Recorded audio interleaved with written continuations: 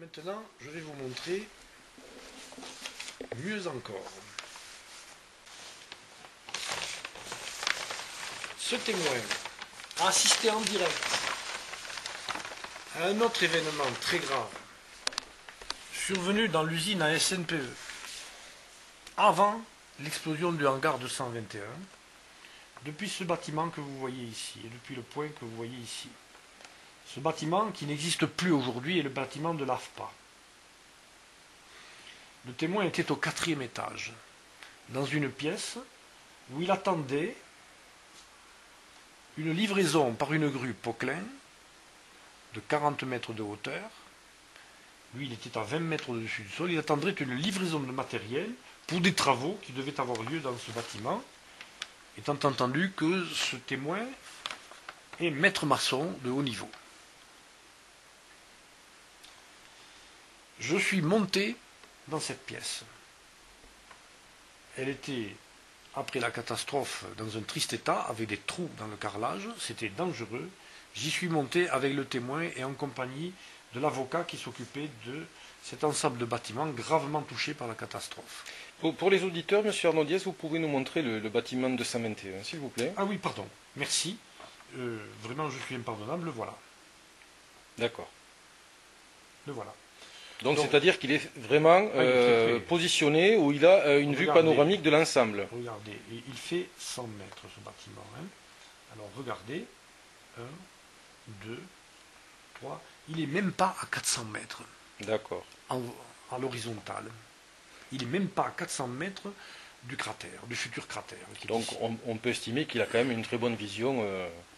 Depuis là, j'y suis monté, donc je sais ce qu'il voyait. D'accord. Il n'y avait pas grand-chose, il y avait plein de destructions quand je suis monté tout autour, mais il n'y avait pas grand-chose qui avait été rasé.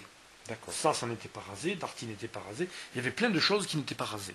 Et je peux vous affirmer qu'on avait une vue panoramique, mais alors comme un grand écran Technicolor d'autrefois, sur toute cette zone, excepté cette zone de SNPE qu'on voyait très mal, parce que les structures AZF qui sont par ici étaient plus hautes. D'accord. Il n'est qu'à 20 mètres, et par exemple ce bâtiment a sa faîtière qui est plus haute que 20 mètres. Donc vous voyez, à 20 mètres de haut ici, quand on a des rayons visuels qui sont ici, on ne peut rien voir dans cette usine sous 20 mètres. D'accord. À cause de ça. Et même après la catastrophe, ce bâtiment était détruit, mais avait sa faîtière sur de longues portions. Et en tout cas, avant la catastrophe, il bouchait la vue. Il bouchait la vue dans la partie basse jusqu'à 20 mètres. Ce témoin, voici ce qu'il a vécu. Il regardait nonchalamment et distraitement le paysage, avec les collines de Pêche-David qui sont par là, et tout ça. Il regardait il voyait sans regarder. Mais il avait les yeux là. Et la première chose qu'il a ressentie, c'est un très fort tremblement de son immeuble qui se confondait avec un premier bruit. Le bruit et le tremblement, il m'a dit, c'était la même chose.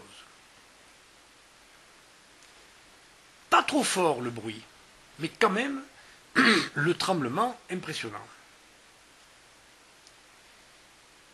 Et comme il avait les yeux dessus, il a vu immédiatement, presque en même temps que ce bruit, naître dans un couloir que voici.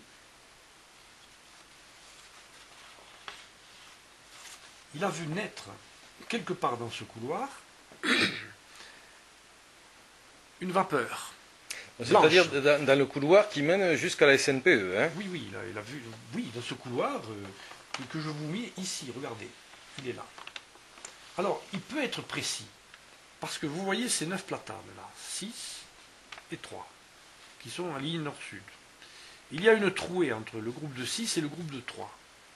Et il se souvient parfaitement que ce qu'il a vu, il l'a vu dans cette trouée. En rayon visuel, il est là. Il n'y a pas besoin de le calculer, puisque ces arbres-là n'ont pas du tout été détruits par la catastrophe. Moi, je m'y suis rendu 1 an et demi après. Ils étaient intacts. Ils avaient toutes leurs feuilles, leur tronc n'était pas abîmé. Et cet espace entre les deux groupes s'explique parce que vous le voyez, il y a une voie de chemin de fer qui rentre dans ce bâtiment et qui doit passer, donc il ne peut pas y avoir d'arbres. Or, c'est bien là, dans cette trouée, qu'il a vu ce qu'il a vu. Mais, pour vous dire à quelle profondeur, la seule chose qu'il peut affirmer, c'est que c'était derrière ces arbres. Il voit poindre, sans pouvoir préciser à quelle profondeur, mais c'est nécessairement derrière ces arbres. Il n'est qu'à 20 mètres de haut, là vous avez des distances importantes quand même, vous avez quelque chose comme 600 à 700 mètres, 800 mètres même jusque là. Et donc 20 mètres par rapport à 800 mètres, vous voyez, ça fait un 40e, donc tout ça c'est de l'horizontal. D'accord. Première approximation. Et autrement dit, les reliefs sont écrasés. Donc il lui est impossible, surtout compte tenu de la hauteur de la fêtière d'ici, de dire quelle est la profondeur à laquelle il a vu ce phénomène. Mais ce qui est sûr, c'est qu'il a vu cette fumée s'étaler très rapidement, et presque tout de suite, il a eu son attention hypnotisée, pas seulement accaparée, hypnotisée, par un phénomène extraordinaire qu'il a vu s'élever au point précis où avait débuté cette nappe blanche. Il a vu s'élever un extraordinaire cylindre qui est monté en 7 ou 8 secondes à une hauteur qui lui a semblé être à peu près équivalente à l'horizon du coteau de pêche David qu'il avait devant lui. D'accord. Lorsqu'on fait les homothéties et les calculs, on s'aperçoit que donc ce phénomène extraordinaire a culminé entre 120 et 140 mètres au-dessus du sol. Ce cylindre était blanc au début, n'était pas aveuglant, était large comme 2 ou 3 fois la cheminée de la chaufferie que vous voyez ici. D'accord. A fait un champignon en haut, qui a stagné un petit moment, lequel est devenu marron. Quand il est devenu marron, immédiatement, le reste du cylindre est devenu marron à son tour. Et il n'a pas eu trop le loisir d'observer cette chose fabuleuse, parce que immédiatement après, tout l'univers pour lui est devenu marron. Il appelle ça le rideau.